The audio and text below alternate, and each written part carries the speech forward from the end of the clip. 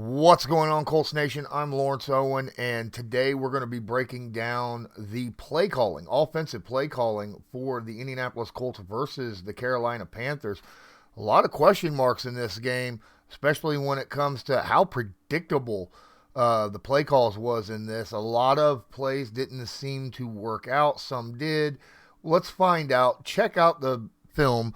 See if it was the play calling or just the execution. Don't forget, smash that like button, hit subscribe if you're not subscribed, tag that notification bell so that you are notified next time we go live or upload a video. Now, let's get into it. So on this first play, I'm telling you what, the more I look at this play, the more I'm really impressed with the design of the play and, for the most part, the execution. If this play is executed properly and everything goes as planned, this could be a big 10-plus yard play. But one of the defenders on this play does a very, very good job of sniffing out what's going on. As you'll see, very rarely do you see a bunch formation with someone on the outside starting out, right? So what we're going to do here, this is a screen play to Jonathan Taylor, right, out here on the edge. What we need to do is get this corner a little bit closer so that this outside bunch guy can get out here and get hands on him in time for Jonathan Taylor to be able to see what he's going to do while you have more blocks right here, right? You got this guy right here is going to hit this guy is going to hit this guy, and then hopefully Taylor will have some room, and the closest guy that can get to him if the play is designed properly is this safety. So, Minshew does a good job. He brings Taylor in motion, as you see, which brings that corner back over. Good job, right? Brings him out. Now he's going to snap the ball. Bam. Immediately. Now, as soon as that ball snapped, you know they spring right into action. It's a good reaction. Minshew places this ball right there for him to grab and turn up front. Bam. Michael Pittman Jr., you got another guy, right? But here's the thing. This defender right here does a good job of sniffing this out. All right.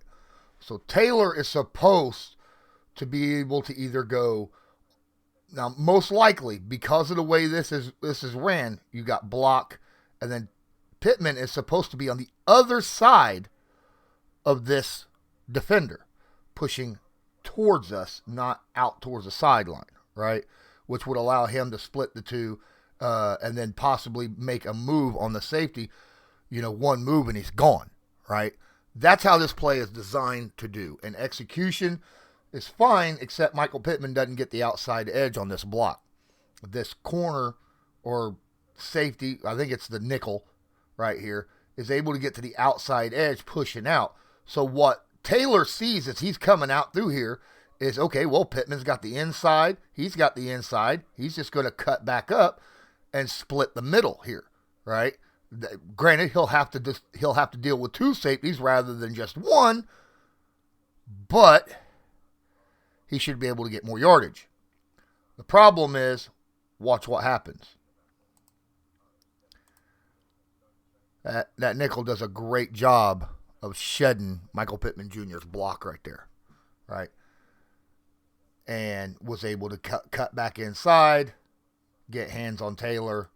Taylor's then met right there, and it's a gain of like 4 rather than more than that. So it's a good play design. It was a good attempt there, but one defender made a play, right? And there was 4 defenders. You had 3 guys out there blocking. If one of them beat their block, this play goes nowhere. And one of them didn't beat their block, but was able to make a move and made a minimum 4-yard gain when this could have been much, much bigger. So Gardner Minshew made a lot of decisions, and for the most part, it was all conservative decisions. It also had a lot to do with what the defense is allowing him. And as we watch this zone defense right here, he has to go through his reads. What's this guy? This defense, it has nothing to do with what his receivers are doing. It's what the defenders are doing. And if you watch, when Granson goes in motion, no one moves. That automatically says zone, right? That is a zone defense, 100%. Now he knows what the play defensively is and who he needs to look at, because in this situation it's not man on man, so he's not going first read, second read, third read looking at matchups. He's looking at defenders at the reads, okay? And it all has to do with this guy, and this guy on who he's going to end up throwing to, okay? And the first person he's going to watch as we take this snap right here. Now, question. Where's this guy going? Right? Where's this guy going? If this guy right here shallows at the 20 and inside, right, to keep, comes over a little bit, then this wide receiver's out of the market, right? But the problem is he doesn't. He stays to the outside. He keeps him outside, because if he stayed inside and kind of kept close to him, this is this receiver all day. He gets to bomb him downfield, right? Abso-freaking-lutely. And then, on that option, now, as you can tell, he's already throwing the football, right? So he's given this to Downs because it's outside. It means he's, the reception is right here, and he can move up. He's got a little bit of wiggle room possibly to get somewhere. But with the ball in the air, this is where Pittman's got to watch the ball. If it's caught, then he should try to make a block here or here, possibly, because he doesn't have the ball in his hand anymore, so that'd be a possibility. But here's the deal, okay? This is beautiful. If he doesn't throw this, his next option is here to here. But the safety was over just a little bit more, then he would be your option, right? Then he would be your option. Why? Because you got your outside. Bam. Because this outside is completely open. So, the fact of the matter was, this play right here was not thrown conservatively just because. It was because how the defense was playing. And that is the play that they offered. Okay? Because as you can see, the safety immediately ran down to cover the receiver here. Well, even though he already threw the football, had he still had the football to throw right now, this is Alec Pierce out here. He's going to loft this down the side, down the numbers, or down the sideline back here, and it's a touchdown, right? They were protecting this dude right here, Michael Pittman Jr. They wanted to make sure Michael Pittman Jr. was not getting the ball. Had he been able to hold the football a little bit longer, yes, Alec Pierce would have had a monster gain right here. And he probably could have. He could have just kind of scooted over a little bit longer, held the football, but this is your first read, right? And it's open. It's a short, quick, possible move the chains kind of situation. Had he, like I said, he sees the safety starting to come down, he could have legitimately held the ball a hair longer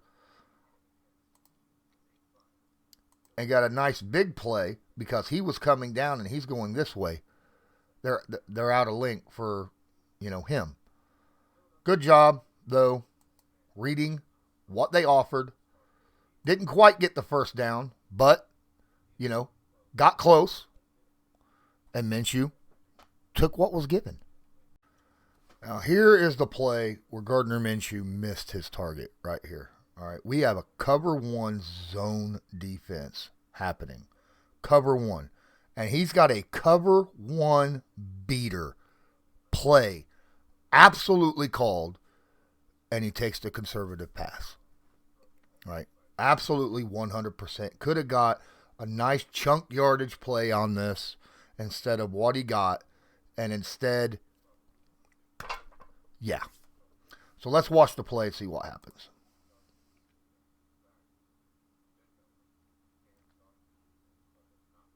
All right. Just shy of the first down. We got zone beaters here, dude. We got zone beaters. You got your little out and up. You got a deep out. You got a deep post, right? Basically same route, just depending upon which side of the hash marks you're on. Cover one. Now, he doesn't recognize cover one because right now, bam, that automatically shows he's going deep, right? That is single high safety. That's cover one. You got a deep out right here. You got a deep post right here, which means you're going to have a guy go this way and a guy go this way. Let's watch. Now, this is legitimately what I'm talking about. Now, he's throwing the football right now, and this is just to move the chains. This is all nothing but the move. But look, perfectly clean pocket. He did not need to throw this football. He could have threw the cover one zone beater all day. All day. All he had to do was hold it for like just a half a second longer and figured out where the safety was going to go. Because he's already got his man beat on the inside, right? He had to throw, bam, depending upon where this guy's at. This guy right here is going to cut out right here, depending upon what this guy does. At that point, it would all depend. If he was going to follow this guy, wide open, right? Hit him right over the middle. Bam, easy catch, play. If he came over to cover the middle, bam, out here, easy, big play, right? That is a zone, cover one zone beater. Not good against cover two, but great against cover one, okay? And instead, he took the conservative pass right here in hopes that he gets the first down. And guess what? He doesn't even get the first down. So that's a very conservative decision. Now, I understand that both those passes would be 20-plus yards down the field, all right? That both of them. And he was probably trying to be conservative in this game. I think this is a game where the Indianapolis Colts were trying to be a little bit more conservative when it comes that way. They, without turning the football over. That was their main goal. You have a chance to win this game. Don't turn the football over. But when you have opportunities like that are prime, you have to take them. Because if you don't take them, then the defense, whenever you run the football, can sell out on the run. They know that you're not going to sell out on the short pass and the run because they know you're not going to take these stupid. This play right here tells the Panthers you're not taking deep shots. You're not going to take them. When they're available, you're not going to even try. It's frustrating. Here we are, 3rd down and 10. I love this play. This is a classic play. I mean, you could bring up Super Tecmo Football and find this play in the Indianapolis Colts options and a lot of teams' options. This is just a classic play right here. But it's 3rd down and 10, which is going to tell you right away they're sending all 5 of these guys. All right, they're sending 5 guys. They're going to send a blitz. All right, which means you need to get your blocks on. You got to get your blocks on. All right, let's watch this play develop real fast. As it starts, Eric Granson moving in motion. No one moves with him. What's that say? Zone, right? No one's covering man. It's automatic zone. So, because it's zone, you got 2 guys that are going to have an opportunity. This is, looks like it's going to be a cover 2. Maybe cover 3, right? Depending upon how deep this guy goes back. But the pass, because of the pass rush, Freeland misses his block so badly on this and forces this incomplete. But watch. All right. Bam. There goes Freeland. He gets beat terribly. If Freeland doesn't get beat, he's able to stay in this pocket. But he knows immediately he's getting beat. He has to throw this off his back foot away. You got a short inside. You got a deep inside. And you got 2 go routes on the outside. Right? You got one-on-one right here. One-on-one. You take that all day, okay? You could legitimately get it to him, but as you can see, he's breaking, okay? don't like throwing it to him when his break is basically going right into these guys. So you got one-on-one on this outside, you got one-on-one on this outside. It's an opportunity to take a shot, okay? But because Freeland got beat, this is a throwaway. He has to throw the damn ball away. It's sad, but it is what it is, okay? And honestly, if I'm not mistaken, that's Kylan Granson, who had a big body on, the guy covering him. Yes, the outside guy right here, one-on-one, that would have been a tough catch. But if I'm looking right, he's already got a hand on him, right? Looks like I see a hand on him. Might be mistaken. But Freeland absolutely just gets torched out here on the edge, right? And does not allow this play to develop. This is a long developing play outside of this little shot and then the dump off right here. And there's a reason why he's not dumping the ball off to the running back, JT, right here, right? There's a reason why he's not dumping the ball off, because there's a guy right here already. By the time the ball gets to him and gets caught, he's going to get smacked for a chunky loss, like 5-yard loss, and they're at the 50. So there's no way this is a smart move by Minshew, just throwing the ball away at this point. I mean, he could have threw it this way, but if he's going to throw it this way, he couldn't have been moving away from the pressure, right? He'd have to turn around and throw it. Instead, he has to run away from the pressure, which takes these two guys just completely out of the play. It's only these three guys here that are in the play now. And who do you throw to? You really can't. You can't give it to him because it's a loss of yardage. You throw it to him, it's most likely a pick six, right? You could throw it here, throw it down here, and hope that Granson's able to make a play on that ball. But you don't know if he's going to make it or not, because it's not time to throw the football, because he may not be looking back in time for it, because he's not going to look back for it until now. And that ball's already gone, right? That ball's probably already out of bounds. It would have been no time for him to catch that damn thing, right? These guys don't look back for the ball until they hit, 15 yards downfield. So Freeland missing his block, that outside block right there, that completely ruined the play and made him have to just throw the ball away, which was the right call. Here's a play. It's all about execution, okay? It's all about execution. A lot of the execution in this game was just not good. Gardner Minshew, the ball comes out of his hand funky as heck, all right? Funky as heck. This play, this ball is actually delivered properly. Pierce gets the catch and probably a lot more yards on top of it. Let's watch what happens.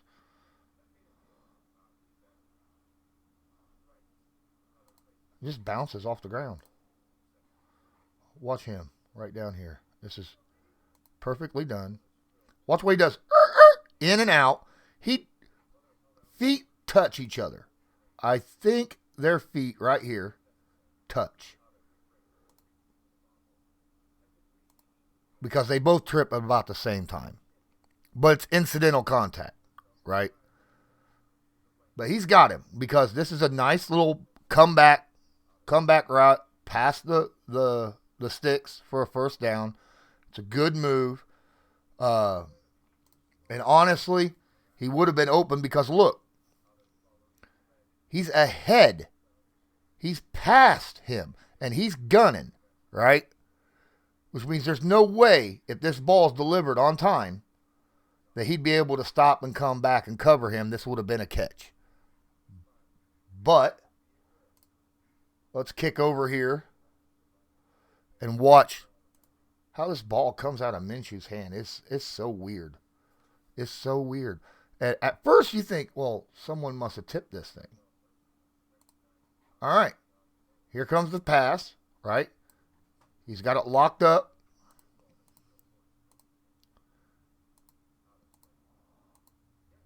Ball come out wobbly. Never touches anybody. It comes out weird. Flip-flopping around, You see how it's flip-flopping right there already? And hits the ground. Hits the dirt right there. It just came out of his hands weird. It must have slipped when he threw it. Bad execution. I don't know how it happened, but no one got a hand up on that thing. No one. Look, it's thrown, it's over his head. Elbow and arm never touches anybody. Ball never touches a defender. Wow. Now, you see, he's on the ground, but obviously he's tripped up, right? If you watch right there. What's up with this, dude? What's up with that? That's some weird stuff, isn't it? What's going on here? I want to know what's going on in that situation. But no, Minshew, the ball just came out of his hands weird. And because it did, it's an incomplete pass and not a first down pass like it should have been. Sometimes I'm looking at the film and I'm going, what was the thought process on this? All right. And let's watch the play. You can see this is zone. This is definitely zone. Well, wait, maybe not. Safety's moving over now, so this could be man coverage, right? I'm kind of lining up over, all right? It's definitely man. They are coming hard down, and it's a wide receiver screen. Ball's thrown behind him. Don't like the ball thrown. I would have rather him throw it out in front. That way he could have caught and ran, possibly utilized the blocker twice. But now he's got to catch, turn, and literally get like a yard. But what's funny about this, okay, is we're just going to watch the quarterback view of this because I want to show proof here of something, which is kind of funny. All right. Why in the world, literally, are we lining up pretty much the exact same way for this play? The only difference is nothing. Nothing. They just lined up just like that. Same exact way. Same exact play. And this time, the defender gets past Pierce. Just past him. Does a good job scooting forward, but again, minimal yardage. Why did you just flip the play and try it again the very, very next play? Did you really honestly think that was going to, fool anyone? That's like being uber conservative. That is uber conservative. Okay? When you're running two screens back to back, the exact same screen, just flipped, that is super conservative. That's play calling conservative. All right? To me, because of that situation, it makes me think that Steichen's idea going into this game was to be conservative. It wasn't just about Gardner Minshew not taking the choice of going deeper. Plays like this make me think that Steichen's game plan was to stay conservative in the run and the pass game, especially the pass game. All right, man, this is just a bad form play by Gardner Minshew. The play is there. This is a first down all day. Wide open target, right? Misses the pass completely due to bad form. Let's watch the play develop first. He gets worried. Yes, you get a guy. He's kind of beat a little bit. This is a play where Gardner's going to need to step up into the pocket, right? Step up into the pocket a little. You'll be good. Right there, he's fine. He's stepping up too far already, right? He just needed to step up a little bit because, look, Granson's open, right? This guy's coming in to stop the run. Why? Just stop right here. Throw the football out to the 50. You get lots of yardage here. Why are you throwing? Look, he keeps running, and then He literally launches off his foot and overthrows him. Really bad form. Let's watch it on this situation right here. Bam. Okay, so, I'm sorry, that wasn't Fries. My bad. This Taylor gets beat. Fries is busy on a triple team. Holy crap. Why? I understand why. Because they had multiple different guys up there showing blitz. Right? 1, 2, 3, 4, 5, 6 guys on the line. Right? They got 6 guys on the line. He's a little worried. I get it. And everybody, because he backs out, only 4 is actually coming. It's an overload on this side. Right? Overload. Taylor does a good job, picks him up to give him a little bit of room. I understand that is exactly what you're supposed to do here, right? Take the inside. Don't let the inside guy go. That's fine. Step up now. Just step up, right? Right here. Now just plant your feet and throw the football. You got room. Plant and throw. Why are you... Now watch his feet and watch his body. He literally is leaning into the ball, throwing into it. There should have been no body connection when he throws. He leans into and throws, which of course it makes the ball come out hot and well over Granson's head. Had it not been, had he just stopped and thrown that football, good Lord, he catches that and it's a foot race down the sideline. Granson's pretty quick for a tight end too. And he probably gets to the 30 at least, right? At least. But it was just bad form by Minshew. I mean, it was really bad form by Minshew. He's got to learn to stop. Understand how the pocket is, right? You ain't got to over-exaggerate things here. I get it. You know, you had a blitzer. It was picked up by Jonathan Taylor. Taylor pushes him out wide. That's fine. Step up, turn, throw. Why are we putting so much more? Look, he's even running towards the guy. Now, I understand running towards it because it draws the corner back in. Okay? But right here, why are we pump faking? Huh? Why did we just pump fake there and then throw it again? Right? He was already coming at you. You didn't need to pump fake. You should have just threw it while you were still under control. Stop, throw. You make the completion then. You wouldn't even got hit. I don't understand. It's just bad form. So what happens when you're playing conservative a whole game? You end up getting safeties that creep up before the ball's even snapped. Keep an eye on this guy right here. Right? This guy right here, he's going to creep up on this run play. He's going to ruin the whole thing. He's going to ruin because of where he's at. Right? He gets all the way up in the middle and ruins the whole stinking run play right there. Bam. Good block, though, by Pittman. That was Pittman's guy. But I'm going to tell you what.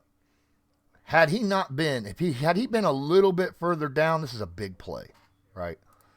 If you watch, keep an eye on him. He starts creeping up immediately. Bam. And he's already in that position. Now, Fries is going to come around. His job is the linebacker, right? His job is to take care of that linebacker. He does so. Pittman should have had to have dealt with the safety a couple yards downfield, which would have kept a bigger hole for him to get through. And Pittman would have been able to get in a position to make a solid block. Corner wouldn't have been able to get there in time. He would have split the guys and gone, right? Split the guys and gone. But because we've been playing conservative passing, because they are playing the run heavily, they bring a safety down. They're bringing a safety down hardcore to help screw up the run and get the blockers out of position where they should be blocking. It's amazing Pittman got to where he got to in the first place, but it still ruined this situation. Jonathan Taylor had to react and cut back inside right here to try to squeeze out as much yardage as he possibly could. Good job by him just getting any kind of yardage. But when you play conservative in the passing game and you're not putting any threats on the safeties that you're going to go, 15, 20, 25, 30 yards deep. Safeties can do that all day on you. All day. Now, what happens when it's earlier in the game and, you definitely, you see safeties are deep. No one's creeping up, right? You got 1, 2, 3, 4, 5, 6, 7 guys in the box right here. Linebacker's a little bit off, right? You're running 2 tight end formation, okay? It's a good little run. Should be able to run this ball very, very well. The safeties ain't creeping up. There's room to run. There's room to run. Look, this is beautiful. This was absolutely freaking beautiful play here. Very well executed, very well blocked. Bam. Looked like it could have been an RPO here as well, in all honesty. Because if you want to stop back and look, if we watch the receivers, right, on this play, let's kick it back a little bit more. Look, he's like, there's no one here. So you got a guy coming out here for a reception. You got a guy coming out here for a reception, right? And then when they notice it's a run play, what happens? Watch Pierce. He turns around, finds a guy, sets, gets hands. It's a good job. Nice big chunk yards pickup. But I absolutely love the design of this play. This pull by Granson is gorgeous. All right. This pull by Granson is freaking beautiful. And what he does, sealing the edge here, look how he slows down. See, Taylor comes up, keeps the linebacker inside, right? Keeps the linebackers inside because he comes up. Now he's going to follow Granson out. And watch what Granson seals that edge. Boom, gets immediately outside, seals the edge. That keeps him from being able to come and him from being able to come. Beautifully done. That is, right there, textbook tape blocking for a tight end on sealing an edge. Perfect positioning and everything. Freaking gorgeous, right? And it allows lots of extra running room for Taylor, right? Beautifully done. And that's what can happen when the safeties don't know what you're going to be doing, right? I mean, this was earlier in the game. They didn't know, do we have to worry about deep passes? Do we not have to worry about deep passes? So they have to respect the pass that's there and the opportunity, and you get chunk yardage on the ground like that. So that's it. Obviously, the Panthers know at this point, the Colts are just going to try to run the ball out. The Colts are up by 2 touchdowns. In the late fourth quarter, Colts are just going to try to run the ball, run the clock out, make them use their timeouts. But what I don't like is the fact that they ran 3 straight run plays. Okay, I get it. I understand. But you could have ran an option in this situation. Now that play right there, Fries gets hit.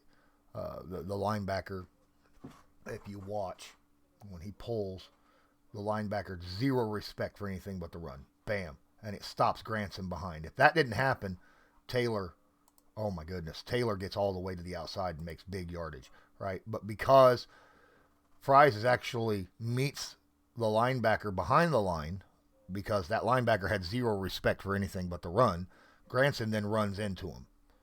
And instead of being able to get around him and get, seal the edge again like he did on the play earlier, and have a massive opportunity for a run, Granson ends up running right into his own guy because, that situation. And we get stopped for a loss on the play, basically. Otherwise, oh my goodness, the play would have been huge. He would have had a monster hole, right? He would have had, if Granson would have been able to come here and meet this guy behind, right? Because that's what he would have done instead of Fries getting met in the backfield. Granson has to put his hands out to stop himself, right? You see him, he has to put his hands out to stop himself because he's faster than Fries. Had that not happened, he would have been able to get out, get a good edge. It's race time, right? But it is what it is. They have zero respect for the run on that play. They're going to have zero respect on second down and 11. They know they're going to run it, try to eat clock. It's obvious, right? So here we go. Linebackers again. Even the corner just completely comes off and actually makes a play, right? The corner comes off out here and makes a play, right? Or is that the safety? I think that's the safety. But yeah, just look at that. That is gorgeous. That's a hell of a defensive play right there by the safety, flat out. Zero respect. Now here, third down, not as much disrespect.